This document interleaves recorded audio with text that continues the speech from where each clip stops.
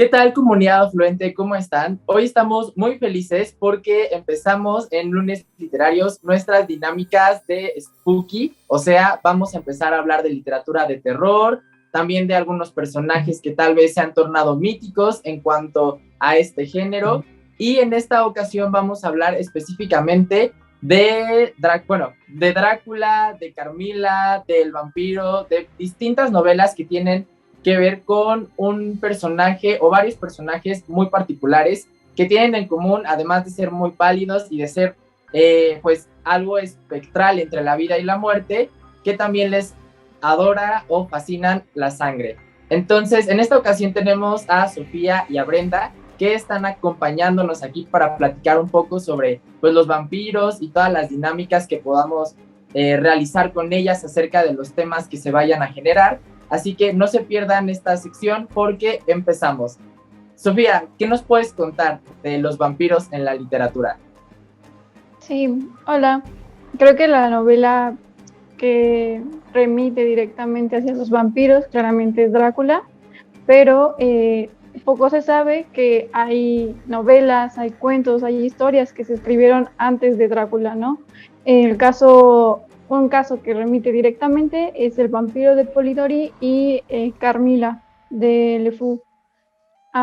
Sin embargo, hay otras narraciones, cuentos y poemas que hablan sobre los vampiros e incluso historias que relatan en las iglesias, en la Inquisición o, no sé, dentro de los mundos institucionales sobre personas que dicen que fueron atacadas por vampiros, ¿no? O sea, es un mundo que está inmerso dentro de eso, bien parte de la superstición, pero también dentro del imaginario de la literatura.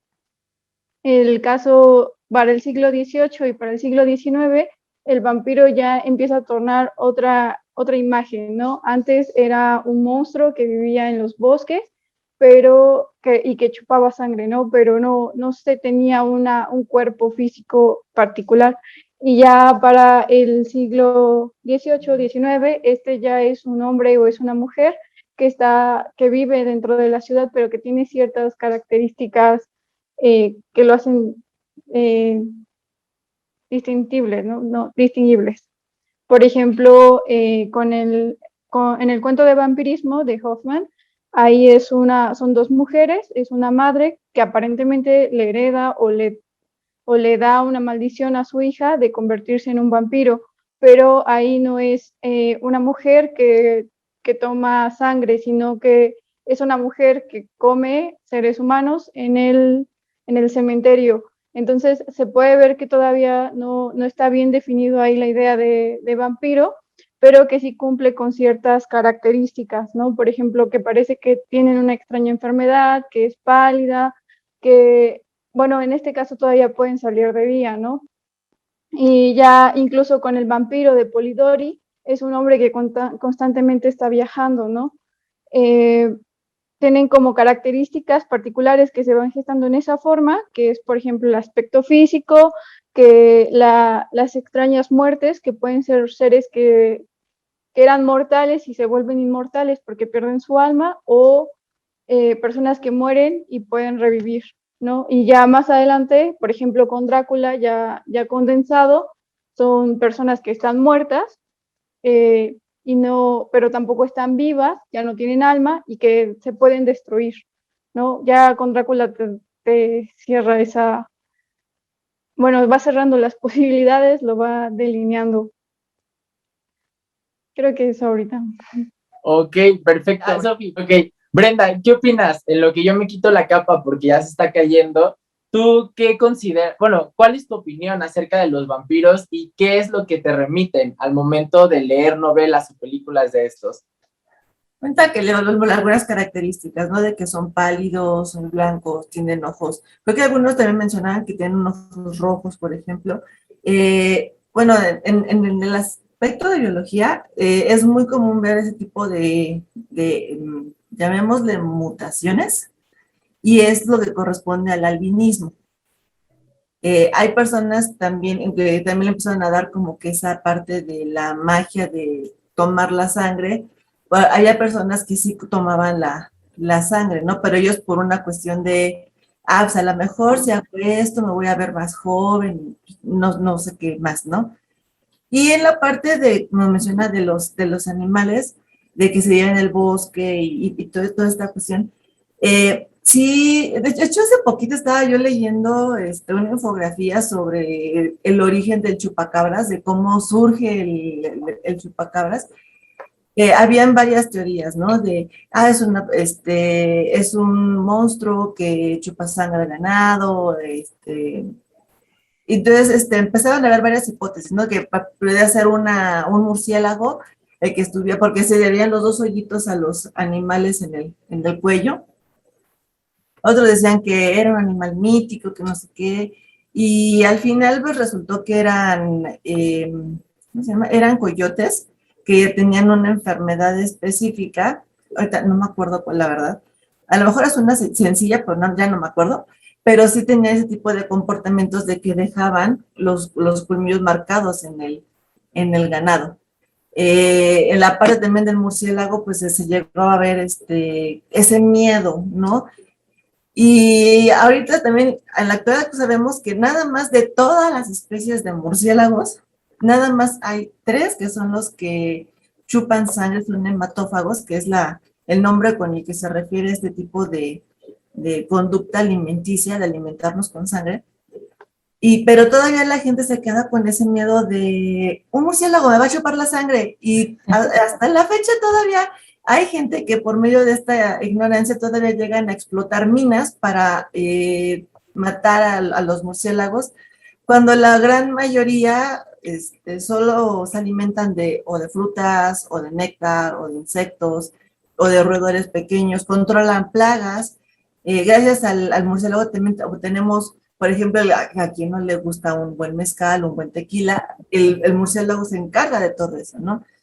Entonces, esa es la parte biológica, está el albinismo, la alimentación hematófaga, pero aún así es muy bonito o interesante ver cómo ha pasado esas formas de vivir, o de esas formas biológicas.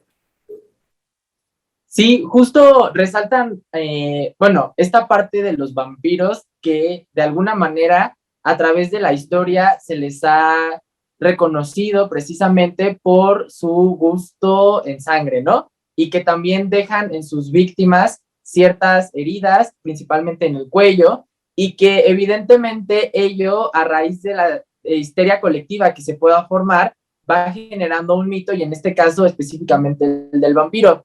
A mí también, de la literatura vampírica que hay a lo largo pues, de la historia, me llama la atención igual 2 novelas, El vampiro de Polidori y también Carmilla de Sheridan Le Fanu, que ya también acaban de mencionar ahorita. Y precisamente porque dentro de las novelas, el vampiro se torna un ser con características muy peculiares. Una de ellas es que en El vampiro de Polidori, por ejemplo, es un aristócrata, y este aristócrata se alimenta de la ingenuidad de las personas que no creen en vampiros, y a partir de ello es como trata pues, de obtener ciertos favores, y que incluso el propio Polidori no es que se lo haya imaginado todo por completo, sino que también se basó en un personaje que era Lord Byron, porque esto es un dato curioso. Polidori fue el médico de Lord Byron y lo acompañó cuando escribió El vampiro en el verano de 1816, si no mal recuerdo, justo también cuando Mary Shelley escribió Frankenstein. Entonces, digamos que el vampiro y Frankenstein son hermanitos, por así decirlo, que surgieron del romanticismo, y que también a partir de ambas novelas, tanto la de Polidori como la de Sheridan Le Fanu, el vampiro es un sujeto de cierta clase social que se alimenta de ciertas víctimas, y que ya en Carmilla incluso tiene este aire de misticismo o de erotismo y sensualidad, trasciende incluso a los cánones de la sociedad de su época, porque pues Carmilla y Laura, la protagonista principal de la novela de Sheridan Le Fanu, empiezan a tener un vínculo que para la sociedad de ese entonces era considerado inmoral. que este rasgo de los vampiros que son seductores, que de alguna manera terminan hipnotizando a sus víctimas, no tanto como en Crepúsculo, sino incluso más atrás, eh, resalta bastante y todavía hoy en día es utilizado por distintas industrias cinematográficas. Entonces me parece que es muy interesante cómo es que se va construyendo todo este arquetipo de los vampiros, pero también que buena parte de este mito tiene sus raíces en la ciencia, como ya Brenda lo explicó, y que igual otro dato muy curioso es que antes los cuerpos, pues cuando son momificados o son el producto de la saponificación, no terminan por descomponerse por completo, sino que se conservan incluso ciertos aspectos, como es el caso de que por 2 o 3 días incluso todavía se les puede ver las venas. Esto por las distintas condiciones en las cuales están los cuerpos ahí enterrados. No sé qué piensen de todo este drama vampírico que estamos aquí tratando de platicar.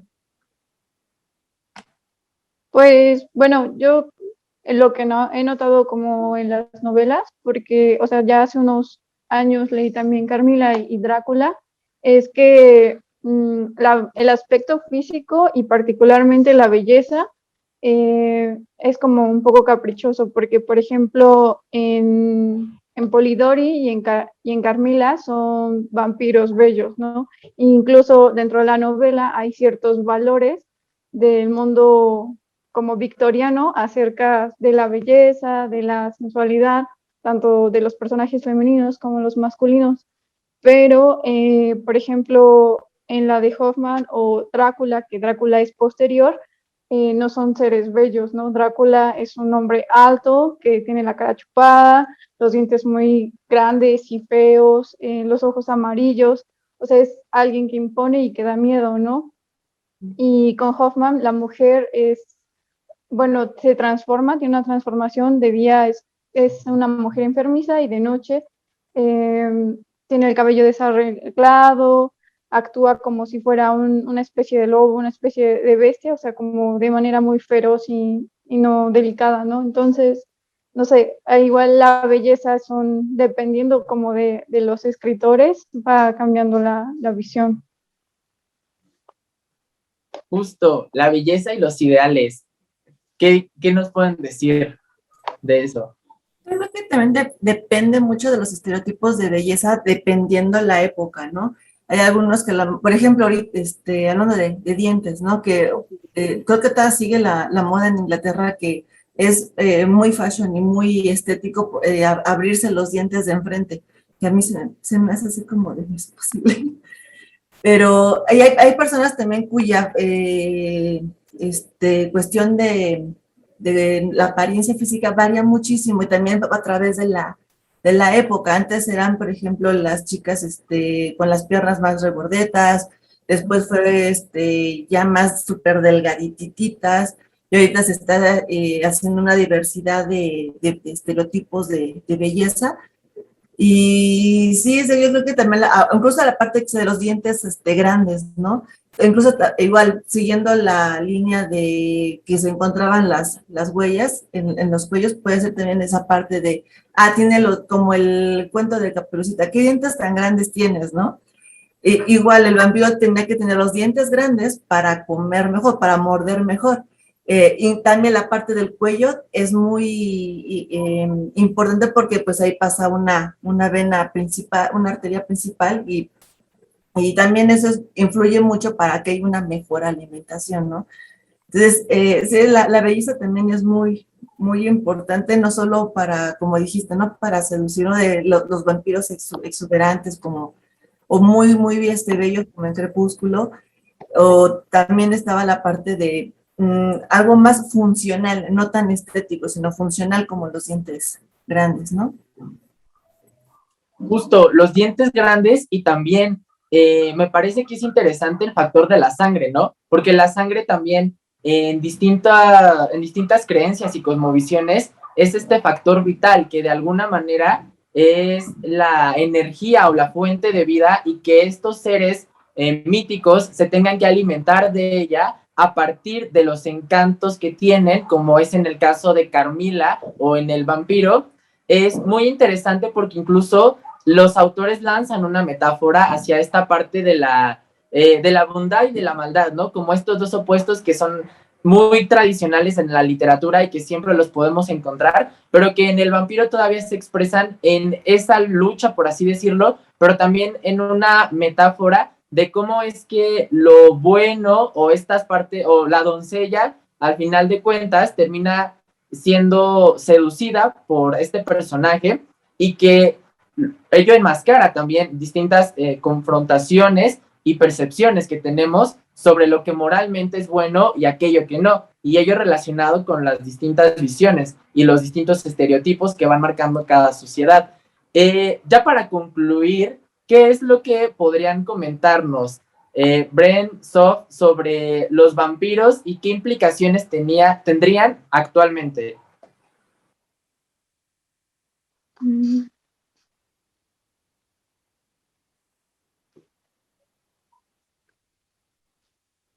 Pues que a lo mejor se me viene a la mente la película de Hotel Transilvania, en el que ya se están trayendo los vampiros a la época moderna, que ya la gente ya no les tenía miedo, ya todo el mundo, selfie, estoy conociendo a alguien famoso, ¿no? Es lo que se me viene a la mente, decir vampiros, realidad actual, bueno, época actual, sería esa parte, ¿no? O el otro extremo de, vampiro, murciélago, COVID, no, por favor, aléjate.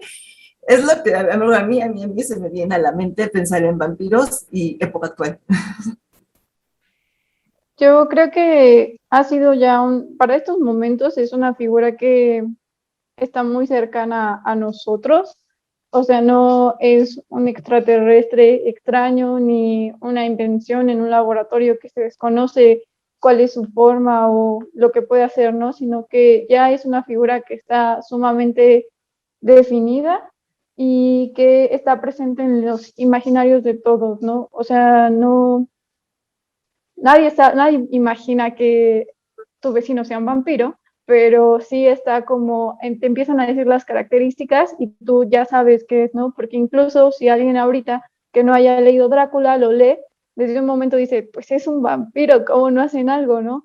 Pero, o sea, ya es una figura, ya es una forma que tenemos muy, muy dentro de nosotros y que además se explota bastante, tanto en la literatura como en el cine. Y no sé, yo creo que es muy interesante de leer cómo cada quien tiene su interpretación o cómo lo va construyendo, dependiendo de cada época, ¿no? Y qué tantas, no sé, aperturas les dan, ¿no? De las personas que pueden estar durante el día, de, no sé, incluso niños vampiros, cómo van jugando con eso, ¿no? Y también si los hacen como personas o, bueno, con valores sociales, como estabas diciendo, que normativos o que ya se van desviando, ¿no? Porque ya son seres perdidos. Sí, justo, me parece que esta discusión sobre vampiros y todo lo que encarna ese mito, ya tal vez para los tiempos actuales sea algo, un referente cotidiano, ¿no? Y que tal vez otro tipo de monstruos se van relegando hacia ese espectro de aquello a lo que le tenemos miedo, ¿no? Porque mencionaban extraterrestres o una creación de un laboratorio ya a una época donde los avances científicos y tecnológicos incluso se pueden confundir con magia para las personas que tal vez no están entrenadas, bueno, no entrenadas, sino no están acostumbradas a ese vocabulario o a ese tipo de ambiente tan académico, pero que el vampiro siempre va a estar presente, tal vez desde los distintos estereotipos, acciones morales y también de cómo es que vamos nosotros formulando aquellos principios morales que son buenos y que son malos y que los personajes que son monstruosos tienen que encarnar esta parte que siempre está latente en todos nosotros, ya poniéndonos muy psicoanalíticos, este inconsciente y que al final de cuentas, para eso utilizamos la literatura, para poder plasmar esos traumas que cada sociedad vive, pero que también los autores lo van construyendo a partir de sus necesidades y también de su contexto.